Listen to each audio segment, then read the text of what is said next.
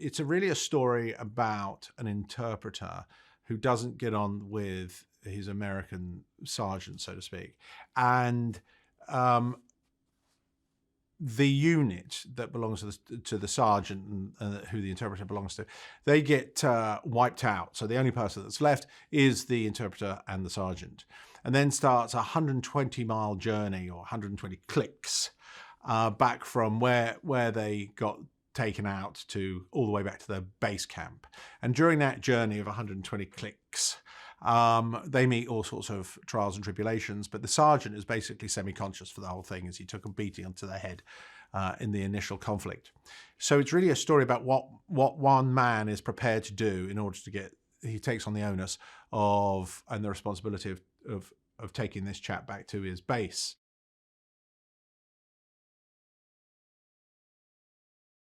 I watched a series of documentaries about Afghanistan, and I could see the collaboration between the interpreters and their sergeants, so to speak, their American colleagues, and how that bond developed.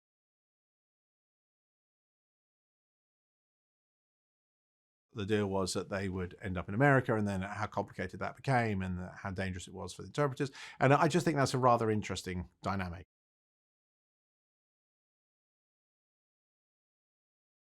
I write, I'd say 80 or 90% of anything I've shot in the last 4 movies on the day. So I reckon probably 90% of it's written on the day. And I like to collaborate the actors with that.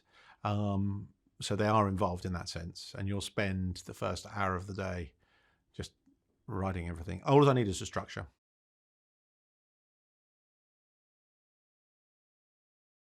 I'm a big fan of Jake because of his galaxy of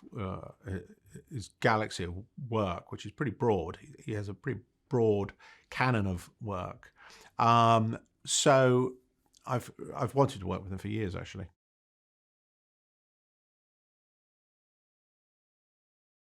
Jake just came to collaborate, and we had what I'd say is a perfect sort of creative collaboration, which was, again, we'd go through the process of rewriting everything on the day, and Jake is a professional. I mean, you need to work with non-professionals to appreciate professionals. Acting is incredibly hard. It just is, and it's a skill, and it needs to be crafted and developed. I have an enormous respect for actors. I mean, because I spend most of my life with them, certainly my professional life. I'm not sure if it gets as much credit, and it sort of gets credit in the wrong places, if you know what I mean.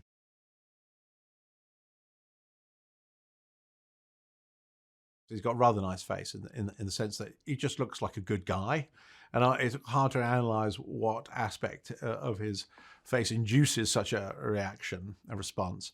But his personality is very similar too. So he is what he looks like. And of all the actors that we went through, as you can imagine, there was a lot. He just had the most amount of charisma, honestly.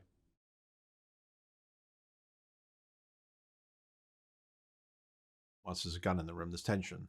And once there's tension, then you have random acts of surprising spontaneity that are both positive and negative. But that's what I suppose we're interested in, is how do people react when there's a gun in the room? And war is the perfect arena to ratchet that tension into both the viewer and the psychology of the actor or the participant in the drama.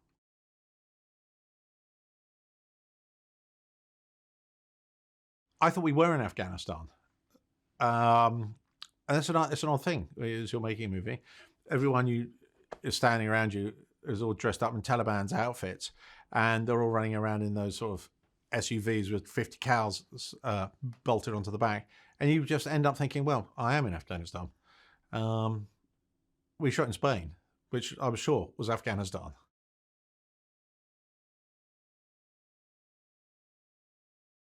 What I get out of this film is I'm actually inspired by the journey, and what one person's prepared to do for another. And you want to focus on that rather than the alternative, don't you? You want to focus on authentic generosity. And we had to go for some lengths not to make this saccharine. And that's, I had to work very hard against that. It's almost like they don't like each other. And even after the journey, they still don't really like each other. And that's not, and honestly, whether you like someone or not is not important. It's how much you respect someone that's important. And have they allowed you to exercise your altruism or your generous side? And this is the argument with children. Do you owe children? Do they owe you? Because once you have children, they allow you to express your generosity. Now, again, it comes with all the caveats and all the conditions of exercising your generosity. But people are at their best when they are expressing their generous nature. Inspiration for writing the project came from a documentary we watched a while ago, and it was all to do with interpreters from Afghanistan and their struggle to sort of get into America. And it led Guy to be inspired by this idea of, is there a story to be told around this? But rather than just make it straightforward, like one-sided story, we try to add this sort of like two halves to it, where someone goes above and beyond to save somebody and the debt that's incurred and trying to repay that back. So it sort of led to this whole sort of idea of a story of two halves, of one man doing the right thing and then having to do the right thing in return.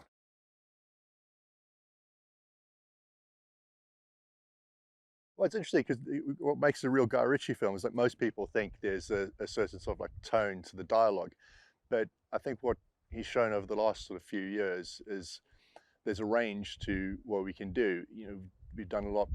We started off this endeavor sort of 4 years ago with something that was very much Guy Ritchie, and then consciously made an effort to try and go away from that. So, we did like Wrath of Man, which is more like straightforward crime revenge drama, which again, people wouldn't necessarily associate with him.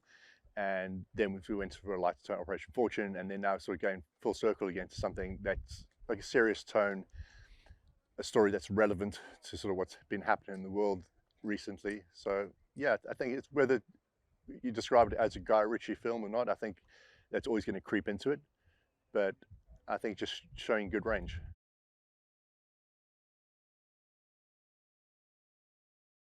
There's a balance with action. We try and get that, strike the balance of action being realistic.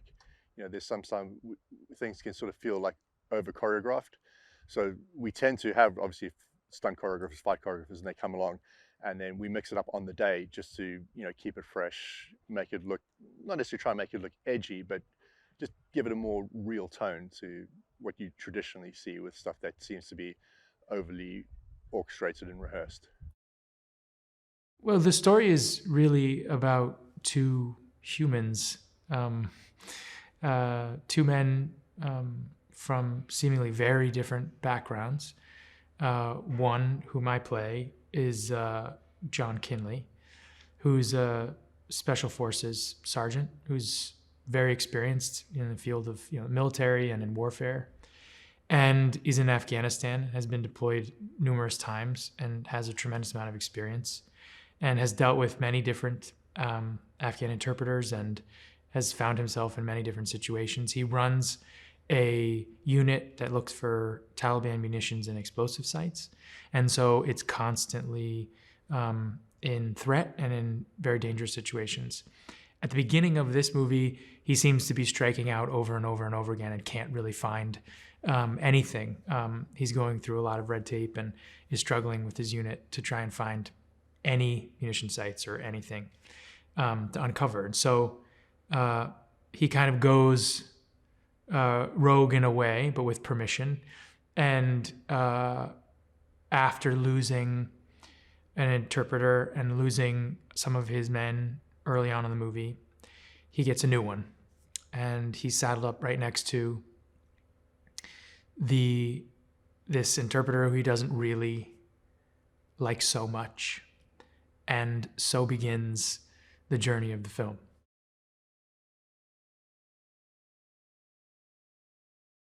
I think what was very important to Guy at the beginning of this process was that it be a process of discovery. that there was the essential structure of the film, the idea of, two people, in my opinion, doing the right thing. It's a very simple story, a story about two human beings deciding, or actually in some ways being forced to do the right thing, that there is no other choice but that in the end to resolve, the agita and struggle inside oneself. So Guy was very simple with it, which is what I love about working with him, is that it's all about structure. And then day to day, it evolves into discovering minutia. What you figured out the day before is then added to the next day, and so on and so forth. So when I first met with him, he said, this is what I want to do. I want to have a real creative time, but I want it to be enjoyable. And I believe creativity comes out of enjoyment and out of joy, as opposed to tension and intensity in that way. Now, there's a space for that in front of the camera, but the process should be a place, the movie should be a place of discovery. And that was the first conversation that we had.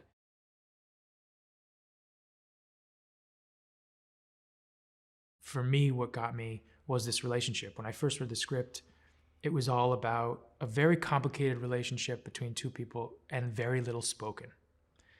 And I love that opportunity as a performer, the opportunity to communicate with someone on another level outside of the verbal communication.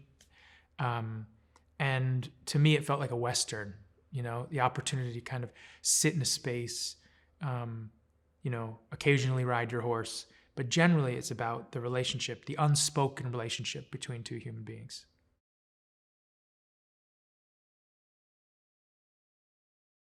What I loved about John Kinley is that he's a good man.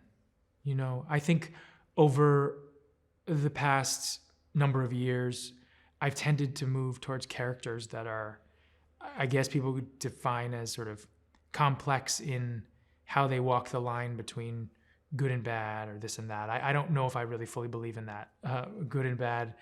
I think I believe in that we are all very complex, very fascinating humans, being put in many different trying circumstances, all of us. We have all certainly been through a number of years where so many people have faced terrible hardships, and it continues. So to me, I think John Kinley is a character that even through those trials pulls out morality and humanity, even despite himself.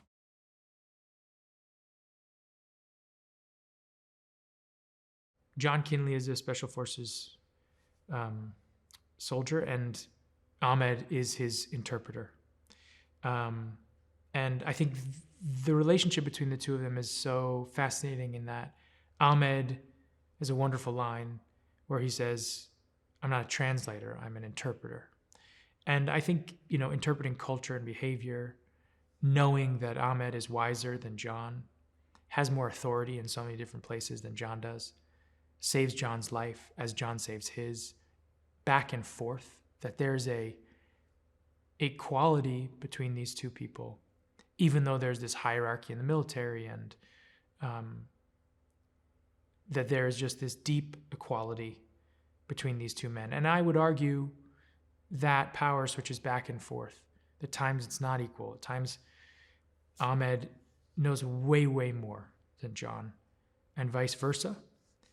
And both of them learn so much.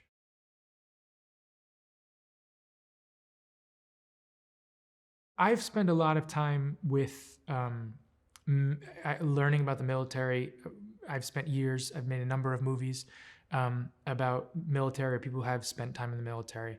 I have a number of friends that I've gathered through that process, and then also before I even began that process, who are in the military in all different forms and all different sections of the military. And so I look at this process as, gathering all that stuff for many years and bringing it here.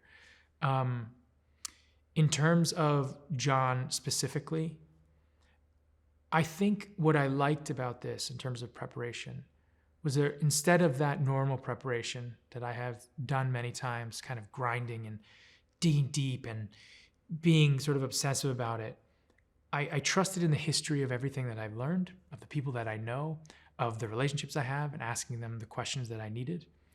And then I think it was beyond the uniform, is what I like to think about it.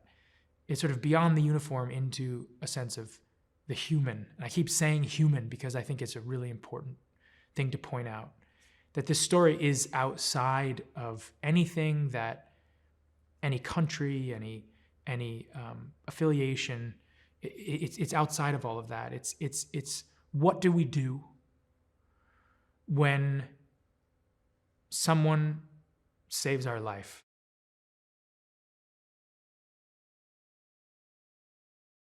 What I love about Guy is that each scene has a stamp of Ritchie on it, you know? That, you know, you head into a scene that you think might be kind of obvious take, and he always edges in with humor, he always edges in with a sort of obtuse angle on the normal sort of interaction. And so you just never know what you're gonna get. And there's always a great laugh, you know? Like, I mean, he and I just immediately, from the first day and even before, but particularly the first day of shooting, got along, and I really love him. I really love working with him. I love that some scenes kind of, you do them, you move through them fast, and he's done with it. And then other scenes as an actor, he'll come in and he will focus with you, and he will move in very small steps, give you a direction and give you the opportunity and space to explore. To me, I'm an actor that loves space to explore. And when I have a leader who says, again, show me something new. Again, show me something different. How about this idea? How about that idea? I eat it up and I adore it. And so that's what this process has been with Guy.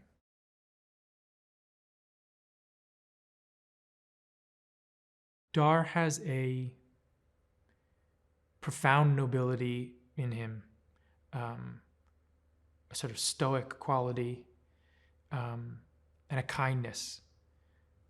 He's also very strong, been through very much in many things in his life. And so he brings that rich history with him. I think, and in that way, he is perfect for the role of Ahmed. And in a lot of ways, that's what makes my job as his fellow actor and opposite him so easy. Dar and I just get along and got along immediately. He's empathetic and open-hearted, not competitive, only in a way that is helpful for a scene or for, you know, an exchange.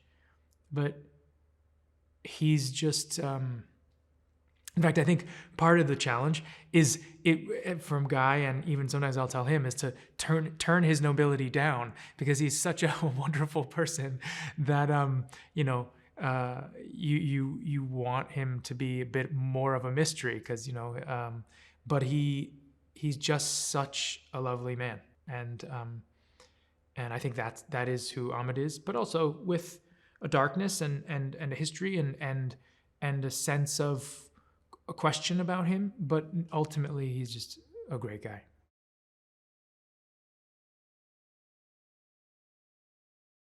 I've worked with our Army Department before. They are meticulous in their details. I think one of the best parts about this movie is that we were using airsoft guns and weaponry. And what that did was allow for a reality, a sense of truth to the weapon itself, but at the same time, great safety, which I think is of utmost importance, and I know is really important to Guy. It allowed us to be freer with the weapons, and we were always very safe. I'm always very safe. But I think that transitioning into those types of weapons for movie making was wonderful and really important.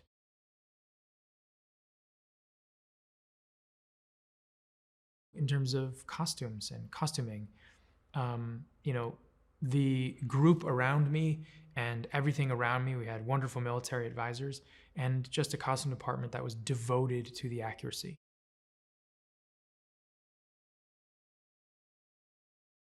I think the movie is an action, adventure, thrilling film. I think like any great genre movie that is action and adventure, I think at the heart of it is a real relationship. At the heart of it is something moving. And I think even though you will be thrilled while watching it, I think hopefully in the end, you will be moved. And may it, like so many of the wonderful movies I've seen that have moved me, have you walk out saying, I'm going to think about those other things in my life that maybe people I could help or something I could do, and also be entertained. Joshua Aidan's part of Jake's team of SF's Green Beret Brotherhood. He's someone who comes in and does all the comms. I get the call sign Echo 1, so I'm the main communications person. And then there's Echo 2, so he fits into that within the comms team, because everyone within the Green Berets has a speciality that they focus on, whether it's demolition, whether it's Overwatch, which is a sniper team, whether it's communications or whether it's surveillance. They specialize in these certain sectors of the field. So I specialize in comms, and that's my main role in this unit.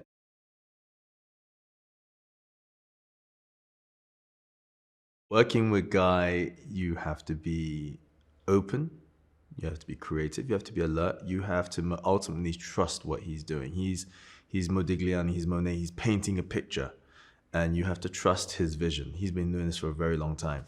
And you have to know that he's already got it mapped out in his head. And he knows what he wants. He knows what will work. He knows how he's going to stylistically piece this together in the editing room. So really important that I always have trust in my directors, and I have a lot of trust for him. So when he tells me to say a certain line, I say the line. And there might be moments where we might be given lines in between takes or in between moments or on the day where we're figuring out the lines. And that's just part of the process, and it keeps it fresh. It keeps you, as an actor, to listen, and it doesn't allow you to over rehearse the lines. So you're in the moment. So you have to be really prepared for that, and I always enjoy that process.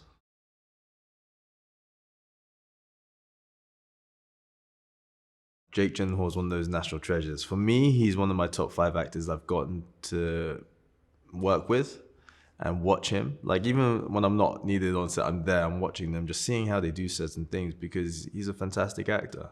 And I haven't told him to his face, so if you watch this, Jake, don't get happy. So I think he's I think he's one of the greats from my generation. I remember being at drama school and watching him on screen and going, that's a great actor. And I learned from them. Like today, walking on set, I'm watching them just, even though they're doing nothing, they're listening to each other.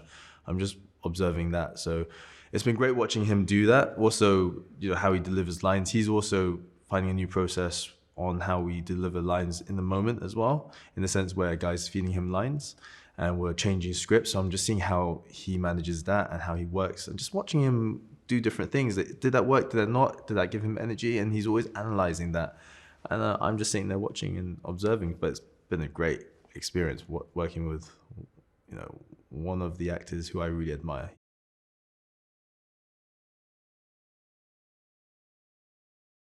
It's Jake Gyllenhaal. Like, he's great.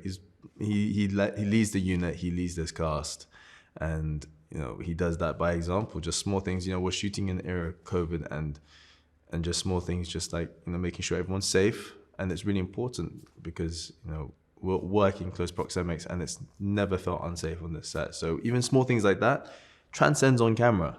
Like, just we're looking at him lead. So that's one thing I've observed and seen, how he takes leadership on a set like this, but in a positive way where he's respectful and really open to ideas, and just small little conversations on the side. I'll always cherish those little moments, just our little banters on the side. It's always been nice.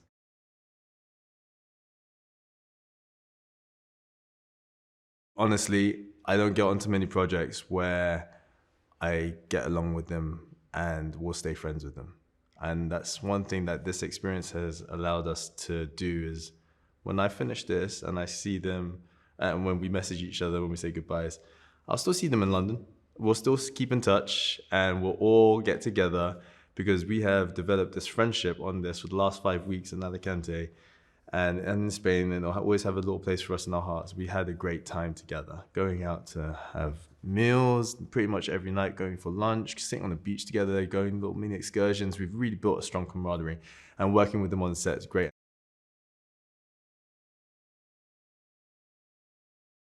There is an intellectual aspect to it. The whole concept of interpreters and looking at their lives and the emotions and bridging that across the West is really important to tell the world. And there's a different level of message. It's not just like a shoot 'em up film. It's not just a cowboy film. It's looking at human lives and the impact that has from war.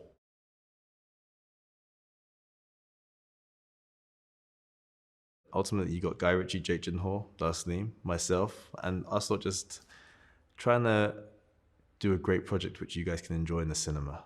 Because who doesn't enjoy guns, explosion, Guy Ritchie, and some good acting?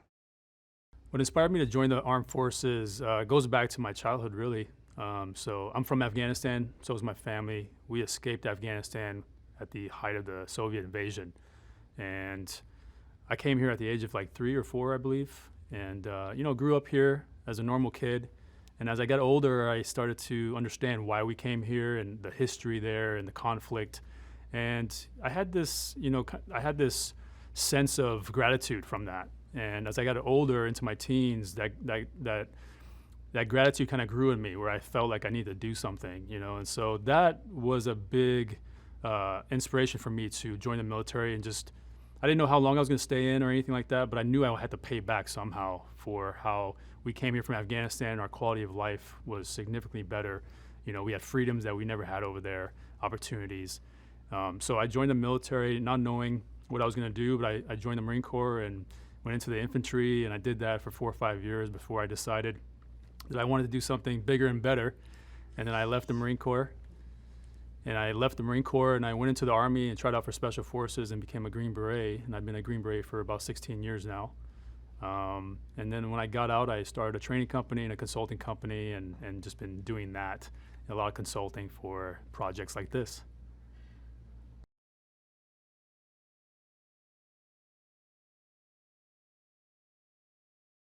The Covenant is about a team of Green Berets in Afghanistan.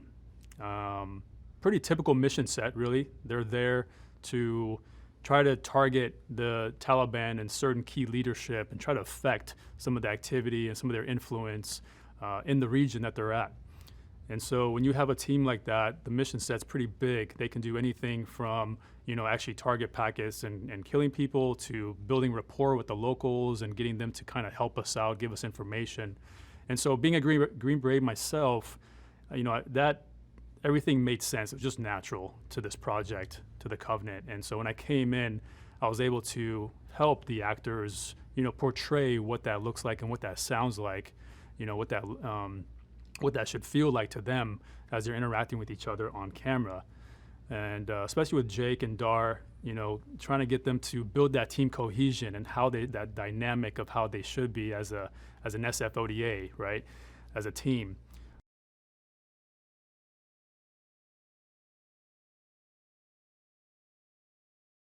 As a military consultant, you kind of get involved in all aspects of that movie. You're talking to every department to bring that authenticity. And that's our whole job, is to really just bring as much authenticity to the project as we can, without kind of stepping onto that creative vision, of the project leadership, in this case, Guy Ritchie and Max Keenan, those guys. So there's a balance there. I tell them what right looks like or sounds like or whatever, and then they tell me, great, we'll take this, and they cherry pick what they want, and then, that's it. We move on.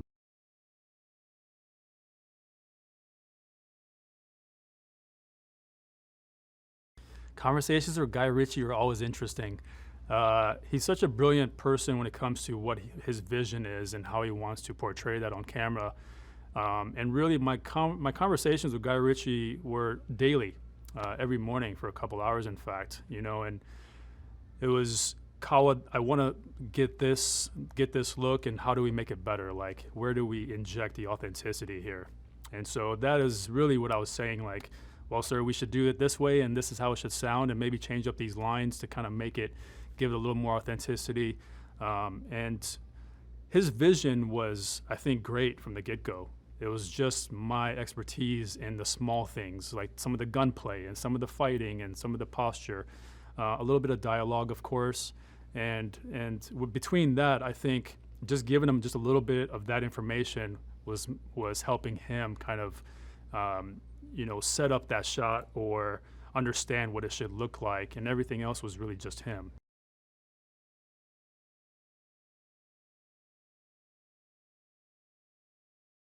Jake plays Sergeant Kinley, and it's actually Sergeant First Class Kinley, but he's also the team sergeant. So he's not just an E7 on the team. He's now taking the role of the team sergeant, which is basically the head enlisted head enlisted person that's in charge of the team. Of course, we have an officer, but we never see him in this movie. And as the team sergeant, he is what we call the team daddy, which is we know that he's in charge, but there's a mutual respect between him and the guys where it's not like we're not calling him sergeant, we're not calling him sir, we are calling him by his name because I also might be an E7. I'm just not a team sergeant like he is. And with that, that's where that cohesion and that camaraderie come into play, where it's like he doesn't need to yell at me to tell me what to do for me to understand that he means business. He just says, Kawa, get this done, and I'm on it. Whereas I can come to him as well and be like, John, I don't think this is a great decision. Like, we should rethink this, and he would respect that, and we could take another look at going about it. The way he portrayed that in the movie was great. I mean, I think Jake Gyllenhaal is just a very calm and collected kind of actor anyway. He's very focused. And for him to step into that team sergeant role was almost natural for him, and that's something we talked about, Jake and I, and we talked it with Dar and the rest of the guys, Reese and all those guys.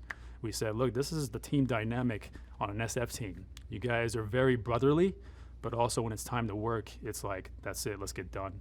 Let's get that stuff done. Yeah.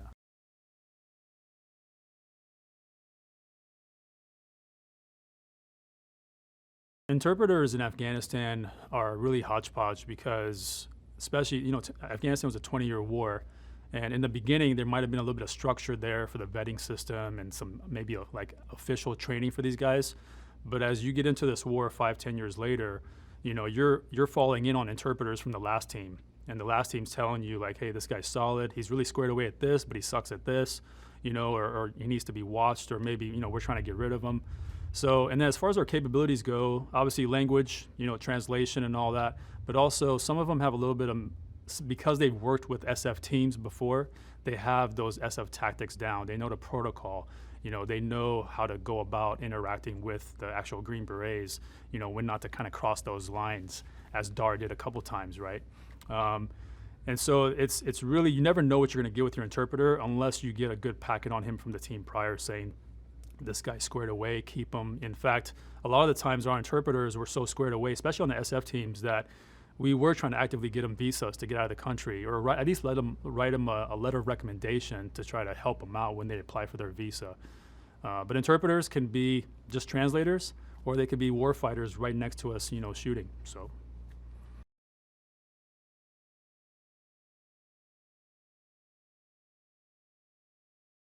When you are, in this case, an Afghan local, and you sacrifice your safety, sacrifice the safety of your family, your name, and identity and all of that to join, in this case, the Americans and help fight the Taliban, who also lived there with you, that has to be commended somehow. And it's not like writing him an award like you were like a soldier, like John got a Distinguished Service Cross. Like, there's no award to give Dar. So the only way we can really repay these guys, especially when they are, when they hold that integrity and they are with us right there, and they don't lie to us or kind of double cross us. When we vet them and we know that these guys are good guys and they're right there with us, they're risking their lives, we have to find a way to reward them for that. The best way we can reward them for that is to get them and their family out of this war-torn country and somewhere safe, even if it's not the U.S., Not all interpreters came to the U.S. Some of them went to Europe and other places where they had family, and we helped them get there. And I think that's the best thing we could have done for them.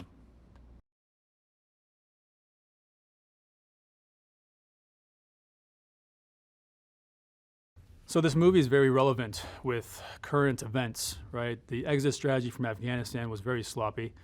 The way we left a lot of interpreters back there, the way we left a lot of U.S. contractors back there, but also the interpreter families, and we just kind of left them behind. And this movie touches on that. But it doesn't just touch on that fact, it touches on why it was so important to not leave them there. The relationship between Dar and Jake, you see how that develops, and you see how, the great lengths to which Dar went to get Jake out of there and save his life, and then the great lengths to which Jake went and how it was hurting both of them, not just physically, but mentally. And so that camaraderie, that relationship between the U.S. military personnel and their respective interpreters is one that needs to be talked about, because the way they just got left behind was not right. Like, those guys, again, risked their lives and their families' lives, maybe their entire family line, to come help us, and we kind of just left them. And this movie touches on that, and I think people will see why that's so important, as where on the media you see like, oh wow, we just left all these Afghan dudes behind that worked with us. No, now you watch this movie and you get emotional because you see the bond between the two, and that is why it's so important. And then by the time you're done with the movie, you're just like, you go back to the event and just like, man, I can't believe we did that, you know?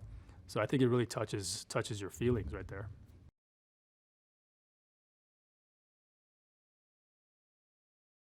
This is my fourth film with Guy Ritchie, so I'm sort of like used to working with him, and they just called me up and said, listen, we've got this script.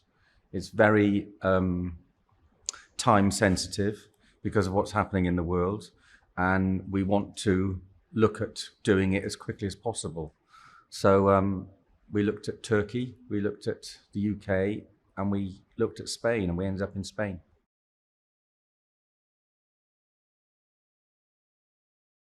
Working with Guy is very different. He's maverick. He's totally unique to any other director I've worked for over the years, because he develops the story as we go through the story. And for me, it's incredibly liberating because he allows me to do my craft, to create a world, and as long as he believes it and we work to a certain standard, it's a dream. It's a real dream for a designer because you're allowed to just make it up. It's great.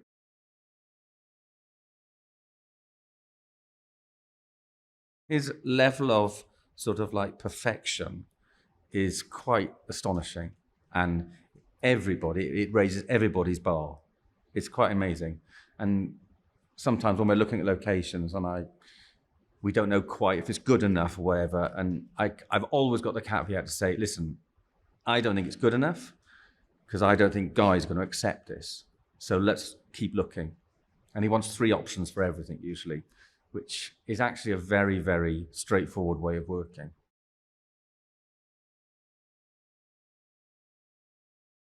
It's all about being authentic and how are we going to create this look? And where are we going to go? So we just done a film in Turkey. So I knew that Turkey had the sort of like landscapes. And I'd worked in Alicante before. I did a film called Oscar Wilde. And we had to look for Colorado. We couldn't go to America. And we did it in Alicante. So I knew these mountains here were great.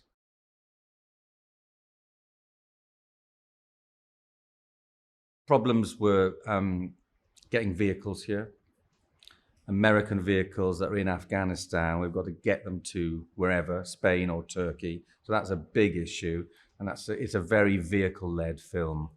You know, we've bought probably 40 vehicles. Some of them we've had to double and treble because we've been blowing them up. So it was a big logistical monster, and that had a huge impact on the design of it. And then when they decided to go to Spain, it was all about hiding the Spanishness.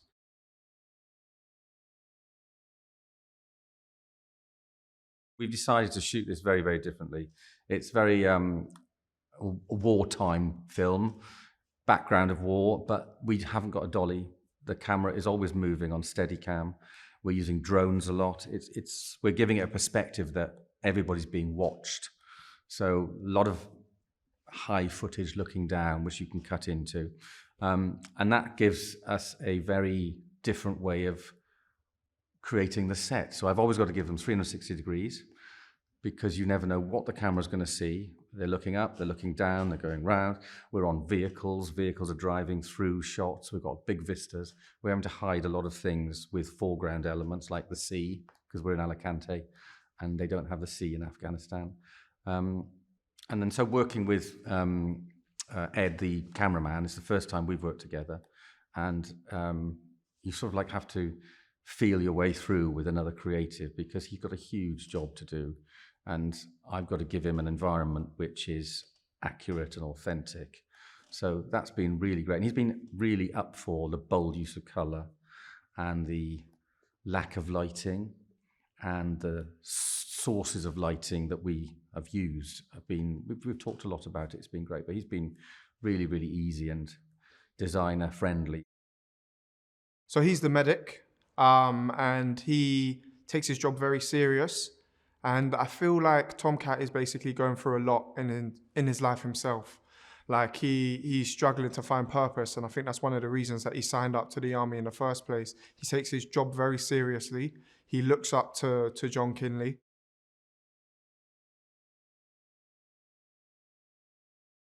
When I first read the script, it grabbed me straight away because it showed me something that I hadn't really thought about before in terms of the aftermath once the soldiers had left, or the people that go out their way to help the Americans, and then sometimes we just forget about. And I feel like this film is concentrating on that. I never thought about the interpreters, and now I do.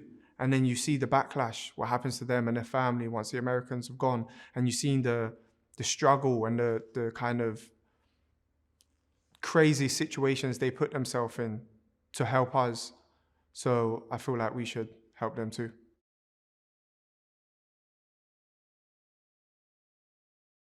Working with Guy Ritchie has been fantastic. Honestly, absolute dream.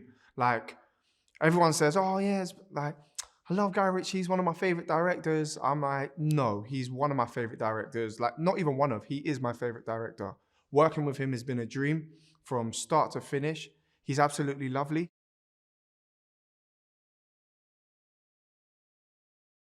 Working with Guy in terms of directing, it feels like more of a discussion.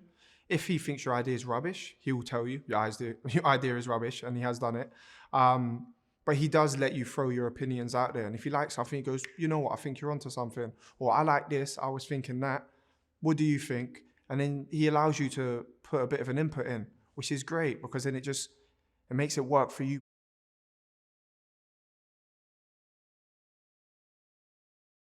Working with Jake has been amazing. It's like working with a legend. Just being able to watch him on set is fantastic. There's a subtlety to his acting. There's an intensity. There's a lot of actors I feel like push, and I just feel like he sucks everyone in, and he has this magnetism about him, and it's just great to watch because you feel like you're always learning.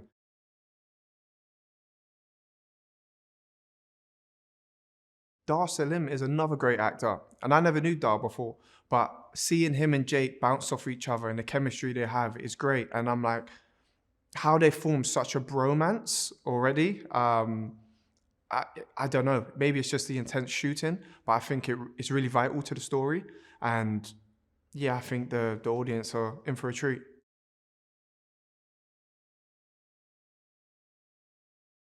Working with the other actors has been amazing. I feel like we've really bonded off of screen to a point where we probably tell each other too much now and confide in each other like we're a boyfriend and girlfriend or something. But I think it's really helped the on-screen chemistry. I think it was needed, especially in the SF where everyone's so like such a tight-knit group. I think Kawa, our military advisor, was kind of the main reason for that. He kind of like sat us down and said, you boys need to become brothers to make this really seem authentic on screen. Otherwise, it's not going to work.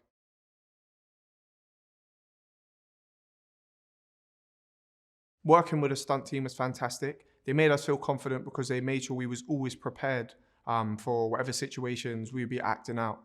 So there was a scene basically in a mine where we get into a big war with the Taliban, and which is crazy, but they filmed the whole thing beforehand themselves to make sure they showed us specifically each and every kind of movement from, okay, this happens, then this beat happens, you go here, you go there. And feeling safe on set is, I think, a must, and they've done a fantastic job. Charlie fits into the military in the sense of, I think he plays an older brother role to some of the younger squad members, some of the younger SF boys, but also plays the younger brother to one of the characters, Eduardo, in a sense of looking up to him, of being like, that's the position I want to get to next, which is John Kinley's right-hand man. So I think that's the position that he's looking to move into as the more tours go on.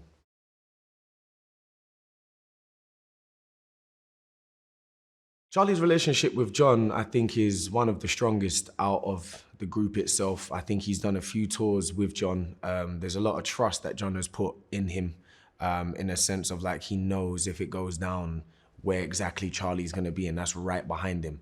And I think it's also a sense of Charlie looking up to John as like a father figure that maybe he didn't have. And it just being more a sense of like a role model and being like, this is the path I want, this is where I'm gonna go, and this is the individual I need to follow who's gonna get me there. So I definitely think it's a role model. It's a role model figure for Charlie, John's character.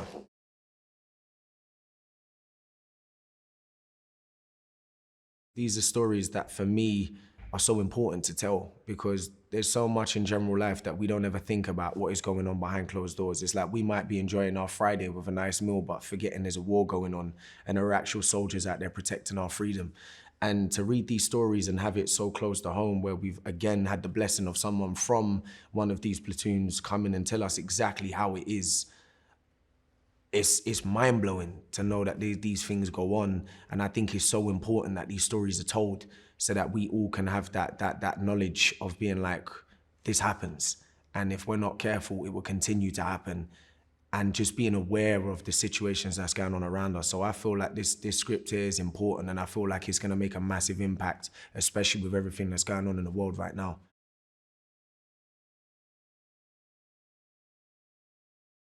What it's been like working with Guy Ritchie, how can I say it? It's been an experience in a sense of I've worked with him before in the past and it's incredible. For me, he is an actor's director in the sense of he allows you to play around with the lines. He allows you to come up with what you feel is right for your character.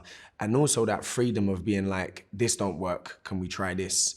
And again, you know, Guy's been doing this for years. So for myself, in my early stage of my career, it's a blessing to be working with him. And yeah, I think the way he directs is something that I enjoy and would like to work with more in the future.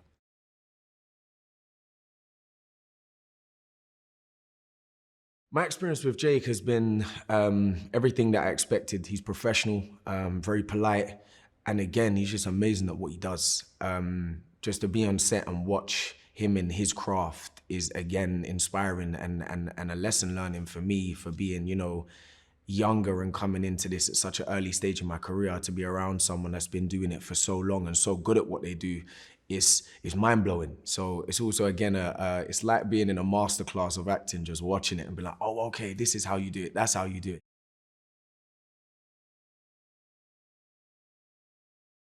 Working with Dar Salim again has been a pleasure. He's been so warming on set. I can't really explain it. It's like there was a line that I was struggling to get out. And I remember just looking back at him and he just gave me this nod as if to say like, you got it, you're good. And it was just this really humbling feeling to be around someone again who's done so much to give you that time of day to allow you to go, okay, cool, like it's all right to have this process. And again, he's amazing at what he does. It's like at times I don't even think he's reading the script, it's just coming out and I'll turn around and be like, whoa, are we rolling? It just seems so natural.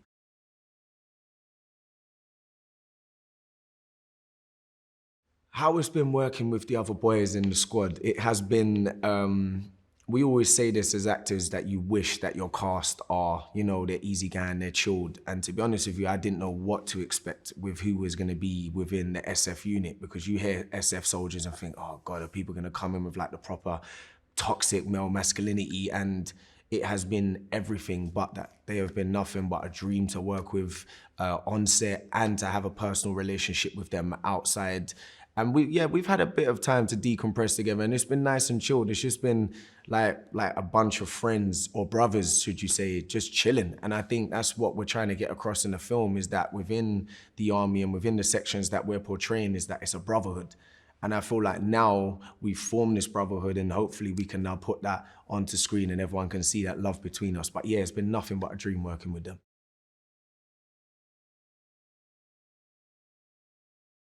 I've done a military show before and I came in thinking I knew how to hold a gun, how to wear this, how to do that. And Kawa, the military advisor on it, just stripped me down and said, you ain't got a clue. And basically showed me the way that how SF soldiers carry themselves. And it's been unique for me. The guns that we use, the rest of the attire in terms of like the hat, the sunglasses, the earpieces. For me, it's been as close as it can be to SF. And I hope, obviously, along this journey that SF soldiers watch it and we get our praises from them, because at the end of the day, that's who we're portraying.